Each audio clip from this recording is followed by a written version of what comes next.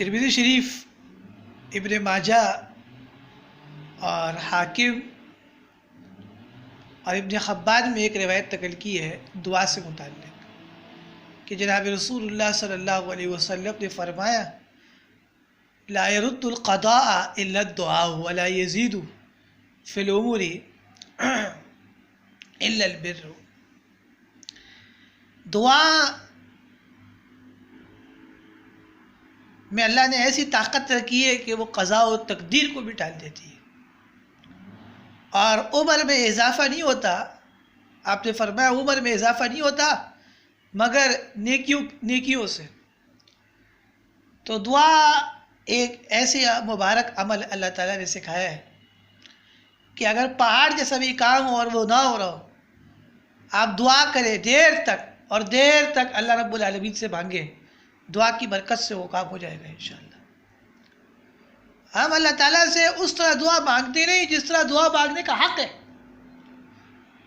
بھائی دعا جب مانگے تو بالکل اللہ تعالیٰ کی طرف توجہ رکھیں، اور دعا مانگنے کا سنت طریقہ یہ کہ پہلے اللہ تعالیٰ کی اپنا ثنا بیان کریں، یہ کلمہ پڑھ لیں الحمدللہ رب العالمین، اور اس کے بعد درود شریف پڑھیں، اور پھر آپ دعا کریں، اور آخر میں دوبارہ درود شریف پڑھیں۔ ایسی دعا ہر حال میں قبول ہوگی، اور ایسی دعا کبھی بھی رد نہیں ہوتی۔ اور ہمارے یہاں بعض لوگ دعا شروع کرتے درود شریف سے، غلط طریقہ ہے۔ رسول اللہ صلی اللہ علیہ وسلم کے سامنے ایک آدمی نے دعا شروع کی درود شریف سے، آپ نے فرمایا عجلتا، تو نے جلد بازی کی ہے، اور اس کو فرمایا فَإِذَا دَعَوْتَ فَحْمَدِ اللَّهِ، جب آپ دعا کریں اللہ سے تو اللہ کی حمد و ثنا بیان کریں، اور اس کے بعد پھر آپ نے درود پڑھنے کا حکم دیا۔ تو آج ہماری جو کمزوری ہے اور جو مسائل ہے اس کی ایک بڑی وجہ ہے کہ ہم اللہ تعالیٰ سے دعا مانگتے نہیں اس طریقے سے جس طرح مانگنی چاہیے۔ آدھا گھنٹہ اور پورا گھنٹہ بیٹھ کر آپ اللہ کے سامنے مانگا کریں، اور زاروں قطار اللہ کے سامنے رویا کریں۔ دعا کی گیس اور پیٹرول وہ آنکھوں کے ابشار ہے اور آنکھوں کے آنسو ہیں۔ کسی کے ایک آنسو سے ہزاروں دل دھڑکتے ہیں، کسی کا عمر بھر رونا یوں ہی بیکار جاتا ہے۔ حدیث شریف میں الدعاء سلاح المومن، دعا تو مومن کا ہتھیار ہے۔ ہتھیار کا کیا معنی ہے؟ جس آدمی کے پاس ہتھیار ہوتا ہے اس کو کوئی پریشانی نہیں ہوتی، اس کو پتہ ہوتا ہے دشمن آئے گا ہتھیار ماروں گا، اس کو بھگاؤں گا، کیونکہ میرے پاس میری حفاظت کا سامان موجود ہے۔ تو مومن کو اللہ نے اس کا ہتھیار دعا کی شکل بھی دی ہے کہ جب بھی کوئی پریشانی ہو آپ اللہ سے مانگیں، اللہ تعالیٰ اپنی قدرت سے تمام تر مسائل حل فرما دیں گے۔ ایک اور روایت ہے ترمذی شریف کی کہ رسول اللہ صلی اللہ علیہ وسلم فرمایا من سرہ ان یستجیب اللہ لہ، جو آدمی اس بات کو پسند کرتا ہے کہ اللہ تعالیٰ اس کی دعا قبول کرے عند الشدائد والقرائب، عند الشدائد والقرب، تکلیفوں کے وقت، سختیوں کے وقت، پریشانیوں کے وقت، فلیکثر الدعاء فی الرخاء، اس کو چاہیے جب اس کے حالات اچھے ہوں، مالی وسعت ہو، خوشیاں ہو، خوب کثرت سے زیادہ اللہ سے دعا کیا کرے۔ تو جو آدمی اللہ سے اچھے حالات میں زیادہ سے زیادہ دعا کرے گا، جب اس پہ اللہ کی طرف سے پریشانی آئیں گی، غم آئیں گے، تو اس وقت اس کی دعا کیا ہوگی؟ قبول ہو جائے گی۔ تو دعا مانگنے میں بخل نہ کرے، اللہ تعالیٰ سے خوب مانگے، اور اللہ تعالیٰ تو خوش ہوتے ہیں کہ اللہ تعالیٰ سے مانگا جائے۔ ترمذی شریف میں من لم یسأل اللہ فیغضب علیہ، جو آدمی اللہ تعالیٰ من لم یسأل اللہ، جو آدمی اللہ تعالیٰ سے دعا نہیں کرتا، یغضب علیہ، اللہ تعالیٰ اس پہ غصے ہوتے ہیں۔ تو دیکھو دعا مانگنے سے ہمارا فائدہ ہے، دعا مانگنے میں ہر حال میں ہمارا فائدہ ہے۔ اللہ تعالیٰ سے دعا کیا کرے اور خوب کیا کرے، اور ایسا ہو ہی نہیں سکتا کہ میں اور آپ اللہ تعالیٰ سے مانگے اور اللہ ہماری دعا قبول نہ فرمائے۔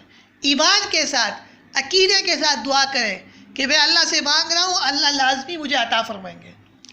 اور کچھ اوقات ایسے شریعت نے بتائے کہ جن میں دعا قبول ہوتی ہے، وہ قبولیت کے بڑے مجرب اوقات ہیں، جیسے تہجد کے وقت دعا کرنا، رات کے اندھیروں میں جب دنیا سو رہی ہو تو اس وقت بھی دعا قبول ہوتی ہے، اور اندھیروں میں اللہ سے خوب مانگا کرے، رویا کرے۔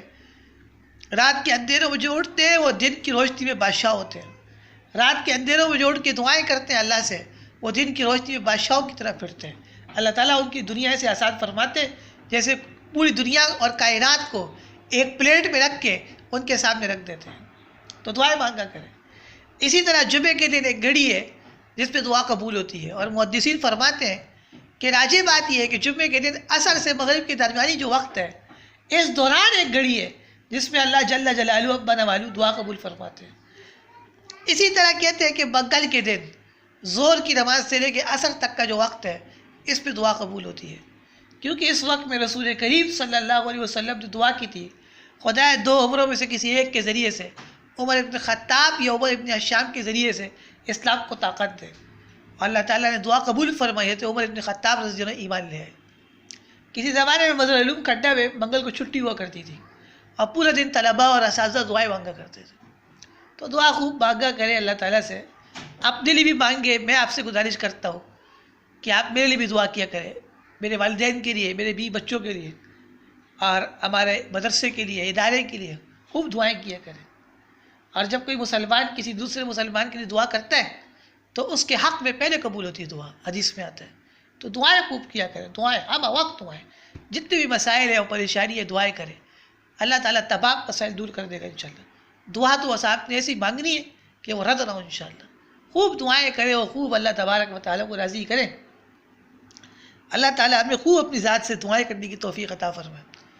ایک اور حدیث میں آتا ہے کہ رسول اللہ صلی اللہ علیہ وسلم فرمائے لیس شیء اکرم علی اللہ من الدعاء، نہیں ہے کوئی چیز اللہ کے، نہیں ہے کوئی چیز زیادہ مکرم اور زیادہ شرف والی اور عزت والی یا زیادہ بڑھ کے اللہ کے نزدیک دعا سے، تو دعا خوب مانگا کرے، اور اللہ ہی پسند کرتے ہیں کہ اس کے بندے خدا سے مانگے۔ اجیب دعوت الداعی، اللہ فرماتے ہیں میں دعا کرنے والی کی دعا قبول کرتا ہوں، اذا دعانی، جب وہ مجھ سے دعا کرتے ہیں۔ خوب دعا کرو، ہم وقت دعا کرو، اللہ تعالیٰ امت مسلمہ کے مسائل آسان فرمائے، حرمین شریفین کی رونقیں اللہ بحال فرمائے، اور ہر جمعے کے سلسلے دوبارہ پہلے کی طرح شروع ہو جائیں، اور علماء دین جو اٹھ رہے ہیں اللہ علماء کی حفاظت فرمائے۔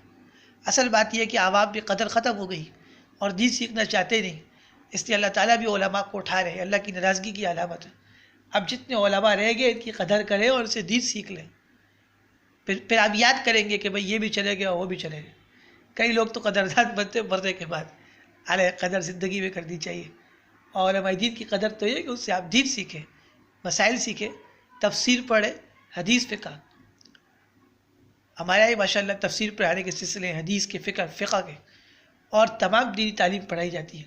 جو بھی پڑھنا چاہتا ہے وہ رابطہ کرے اور آئے یہاں پہ، تفسیر پڑھنی، تفسیر پڑھے، حدیث پڑھنی، فقہ پڑھنی ہے، عربی علوم پڑھنے، فنی علوم پڑھے، پورا ایک نظام ہے، اساتذہ ہے، ایک بہترین نظام بنا ہے، اللہ تعالیٰ کا احسان فضل ہے، اور دین میں لگے رہیں اور خوب دین کا علم حاصل کریں تاکہ اللہ تعالیٰ عمل کی توفیق عطا فرمائے۔